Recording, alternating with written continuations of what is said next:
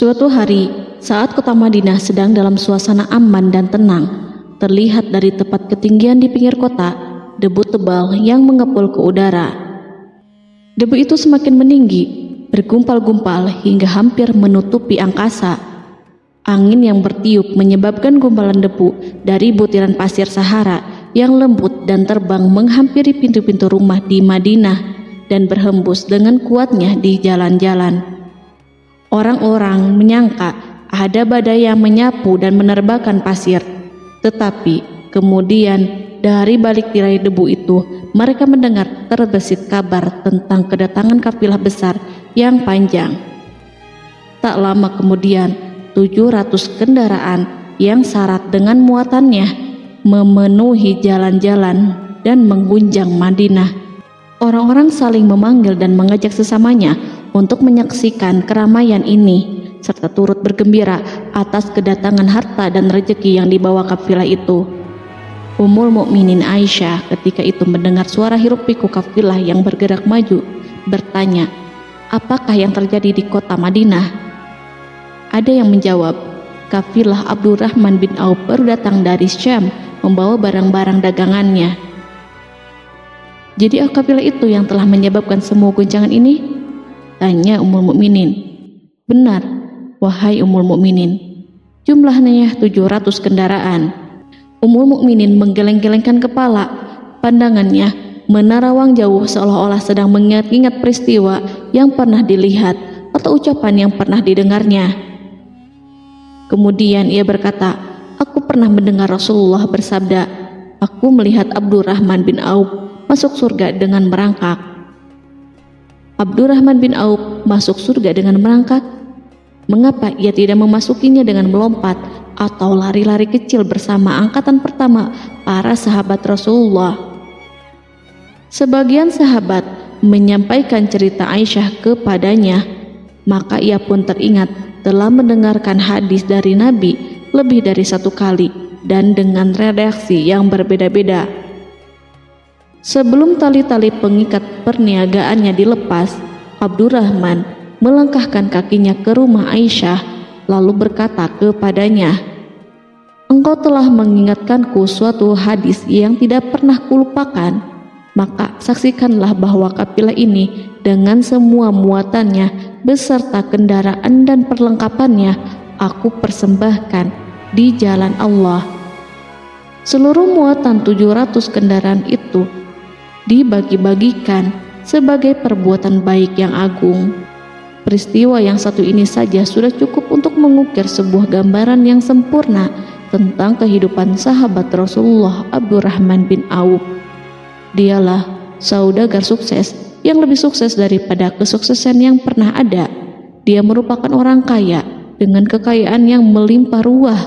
Dia adalah seorang mukmin yang bijaksana yang tidak ingin bagian dari keuntungan agamanya hilang begitu saja dan tidak sudi kekayaannya membuat dirinya tertinggal dari kafilah iman dan pahala surga.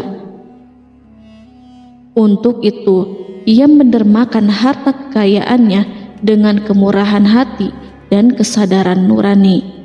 Sebelum saya melanjutkan kisahnya, dimohon kepada pemirsa untuk menonton video ini sampai selesai, serta mohon dukung channel ini supaya semakin berkembang dengan cara like serta berikan komen positifnya.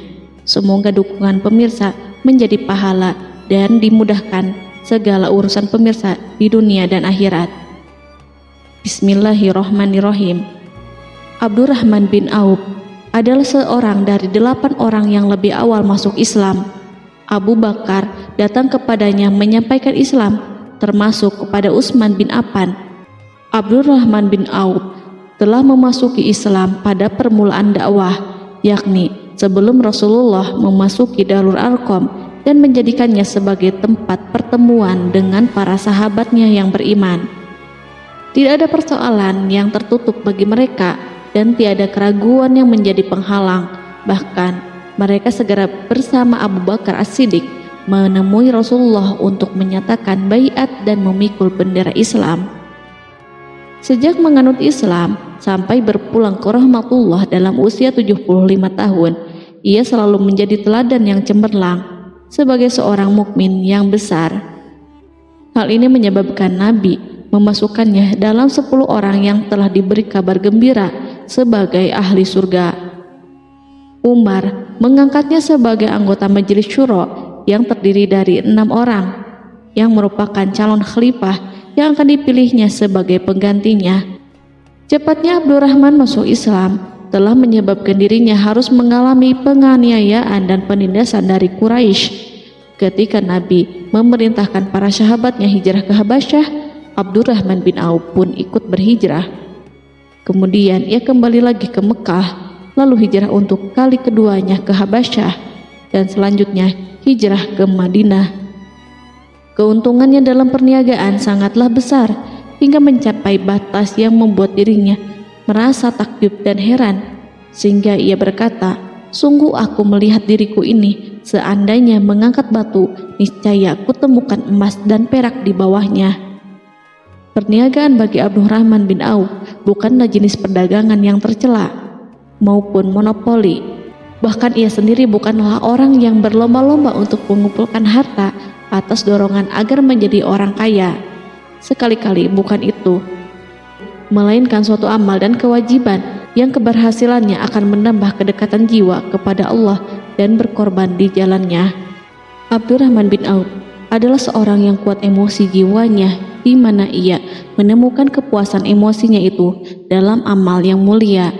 Apabila ia tidak sedang sholat di masjid dan tidak sedang berjihad dalam peperangan, ia pasti sedang mengurus perniagaannya yang berkembang pesat. Sehingga kafilah-kafilah dari Mesir dan Syria membawa ke Madinah barang-barang muatan yang dapat memenuhi kebutuhan seluruh jazirah Arab, baik pakaian maupun makanan. Yang menunjukkan kepada kita bahwa seorang yang kuat emosi jiwanya adalah ketika kaum muslimin hijrah ke Madinah. Rasulullah pada waktu itu menerapkan aturan untuk mempersaudarakan 2 orang sahabat, salah seorang dari muhajirin warga Mekah dan yang lainnya dari Ansor penduduk Madinah. Persaudaraan ini berjalan dengan sempurna hingga membuat hati terpesona.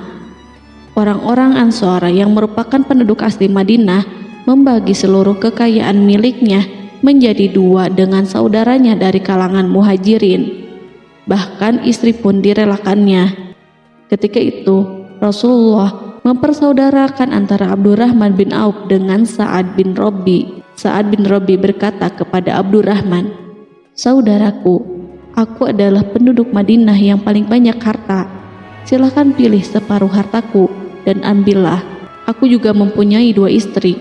Perhatikanlah yang lebih menarik hatimu, dan aku akan menceraikannya sehingga engkau dapat memperistri dirinya." Abdurrahman bin Auf pun menjawab, "Semoga Allah memberkahi dirimu dalam istri dan hartamu. Tunjukkanlah kepadaku letak pasar." Abdurrahman pergi ke pasar. Ia berjual beli di sana dan mendapatkan keuntungan. Kehidupan Abdurrahman bin Auf di Madinah, baik semasa Rasulullah maupun sepeninggalnya beliau, selalu ditunaikannya dengan sempurna untuk memenuhi hak agama dan beramal di dunia. Perniagaannya sukses dan menguntungkan. Seperti diungkapkannya sendiri bahwa seandainya ia mengangkat batu dari tempatnya, pasti ia akan mendapatkan emas dan perak di bawahnya. Salah satu faktor yang membuat perniagaannya berhasil dan mendapatkan berkah adalah karena ia sangat selektif untuk berniaga yang halal dan benar-benar menjauhkan diri dari segala bentuk jual beli yang haram, bahkan yang syubhat sekalipun. Selain itu, faktor yang menambah kejayaan dan keberkahannya adalah labanya yang bukan untuk Abdurrahman sendiri, melainkan di dalamnya terdapat bagian Allah yang ia penuhi dengan baik. Ia menggunakan hartanya untuk memperkokoh hubungan kekeluargaan dan mengeratkan tali persaudaraan, serta menyediakan perlengkapan yang diperlukan untuk tentara Islam. Bila total perniagaan dan kekayaan yang lainnya ditambahkan keuntungan yang diperolehnya dihitung, jumlah kekayaan Abdurrahman bin Auf itu dapat diperkirakan dengan memperhatikan jumlah yang dibelanjakannya di jalan Allah. Suatu hari ia mendengar Rasulullah bersabda, "Wahai Ibnu Auf, engkau termasuk golongan orang kaya dan engkau akan masuk surga dengan merangkak." Karena itu, pinjamkanlah kekayaan itu kepada Allah agar Dia mempermudah langkahmu." Sejak ia mendengar nasihat Rasulullah ini dan menyediakan bagi Allah pinjaman yang baik, Allah justru semakin melipat gandakan kekayaannya hingga berlimpah ruah. Suatu hari, ia menjual tanah seharga 40.000 dinar. Kemudian uang itu dibagi-bagikan semuanya untuk keluarganya dari Bani Zuhrah, untuk para istri Nabi, dan untuk kaum muslimin yang miskin. Pada kesempatan lain, ia menyerahkan 500 ekor kuda untuk perlengkapan tentara Islam. Pada hari yang lain, ia menyerahkan 1.500 kendaraan unta. Menjelang wafat, ia mewasiatkan 50.000 dinar untuk diinfakkan di jalan Allah. Ia juga berwasiat bagi setiap orang yang ikut perang Badar dan masih hidup, masing-masing mendapatkan 400 dinar. Hingga Utsman bin Affan juga mengambil bagian dari wasiat itu, meskipun termasuk orang yang kaya. Ia berkata, harta Abdurrahman bin Auf halal lagi bersih, dan memakan harta itu membawa keselamatan dan keberkahan. Ibnu Auf adalah seorang yang mengendalikan hartanya, bukan dikendalikan oleh hartanya. Sebagai buktinya, ia tidak mau celaka dengan mengumpulkan dan tidak menyimpannya. Bahkan ia mengumpulkannya dengan tetap merendahkan hati dan dari jalan yang halal. Kemudian harta itu tidak dinikmati untuk kepentingannya sendiri, melainkan untuk dinikmati bersama keluarga, kerabat, rekan-rekan, dan masyarakat seluruhnya. Karena begitu luas pemberian serta bantuannya, ada yang mengatakan seluruh penduduk Madinah berserikat dengan Abdurrahman bin Auf pada hartanya. Sepertiga dipinjamkannya kepada mereka, sepertiga lagi dipergunakannya untuk membayar hutang-hutang mereka, dan sepertiga sisanya dibagi-bagikan kepada mereka. Harta kekayaan ini tidak akan pernah membuat kelegaan dan kesenangan pada dirinya selama ia belum menemukan jalan untuk membela agama dan membantu rekan-rekannya. Adapun untuk selain itu, ia selalu merasa khawatir terhadap kekayaannya. Pada suatu hari, dihidangkan kepadanya makanan untuk berbuka karena waktu itu sedang berpuasa. Ketika pandangannya tertuju pada hidangan tersebut, selera makannya pun bangkit. Namun, ia justru menangis sambil berkata, "Mus'hab bin Umair telah gugur sebagai syahid dan ia jauh lebih baik daripada aku. Ia hanya mendapat kafan sehelai kain yang jika ditutupkan ke kepalanya, maka kelihatan kakinya, dan jika ditutupkan ke kedua kakinya, terbukalah kepalanya. Demikian pula Hamzah yang jauh lebih baik daripada aku. Ia pun gugur sebagai syahid, dan saat akan dikuburkan hanya mendapatkan sehelai selendang. Dunia ini telah dihamparkan kepada kami seluas-luasnya, dan hasil sebanyak-banyaknya telah diberikan kepada kami. Sungguh kami khawatir bila pahala kebaikan kami telah disegerakan balasannya di dunia." Pada peristiwa lain, sebagian sahabat berkumpul bersamanya menghadapi jamuan makan di rumahnya. Tak lama setelah makanan diletakkan di hadapan mereka, Abdurrahman menangis sehingga rekan-rekannya bertanya, "Apa yang membuatmu menangis, wahai Abu Muhammad?" Ia pun menjawab, "Rasulullah telah wafat, dan semasa hidup beliau beserta keluarganya tidak pernah merasakan kenyang makan roti gandum. Apa harapan kita apabila dipanjangkan usia tetapi tidak menambah kebaikan bagi kita?" Demikianlah, kekayaan yang melimpah itu sedikit pun tidak membangkitkan kesombongan dan takabur dalam dirinya. Bahkan orang-orang mengatakan tentang dirinya, seandainya seorang asing yang belum pernah mengenalnya kebetulan melihatnya sedang duduk bersama budak-budaknya, niscaya ia tidak bisa membedakan di antara mereka. Tetapi bila orang asing itu mengenal satu saja sisi jihad Ibnu Auf dan ujian yang dihadapinya, ia pasti langsung mengetahui siapa dia. Misalnya, ia mengetahui bahwa di badannya terdapat 20 bekas luka di perang Uhud, dan bahwa salah satu dari bekas luka itu meninggalkan cacat pincang yang tidak sembuh-sembuh pada salah satu kakinya. Contoh lain, beberapa gigi serinya rontok di perang Uhud yang menyebabkan kecedalan yang jelas pada ucapannya. Saat orang asing itu tahu salah satu sisi ini, ia pasti menyadari bahwa laki-laki yang berperawakan tinggi dengan wajah berseri, kulit halus, pincang, cedal sebagai tanda jasa dari perang Uhud, itulah orang yang bernama Abdurrahman bin Auf. Semoga Allah ridho kepadanya. Kita sudah terbiasa memperhatikan tabiat manusia, bahwa harta kekayaan itu biasanya menyebabkan seseorang suka berkuasa. Artinya, orang-orang kaya selalu gandrung untuk memiliki pengaruh guna melindungi kekayaan mereka dan melipat gandakan pengaruh itu. Selain untuk memuaskan nafsu demi kebanggaan dan kepuasan pribadi, semua ini merupakan sifat yang biasa dibangkitkan oleh kekayaan.